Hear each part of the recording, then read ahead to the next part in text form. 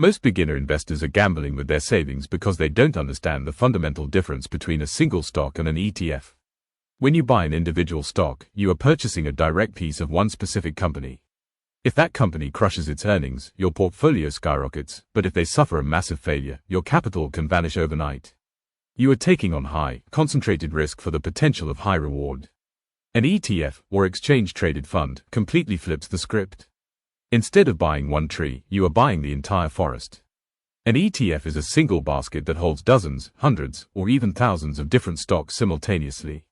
When you invest in an ETF that tracks the S&P 500, you are instantly diversifying your money across the 500 largest companies. If a few of those companies have a terrible year, the others hold up the line. Stocks require constant research and emotional discipline to handle massive price swings. ETFs are built for hands-off, automated wealth building, allowing you to set it, forget it, and let compound interest do the heavy lifting. Stop treating the market like a casino wheel. If you don't have the time to analyze financial reports every weekend, stop picking individual tickers and start leveraging index funds.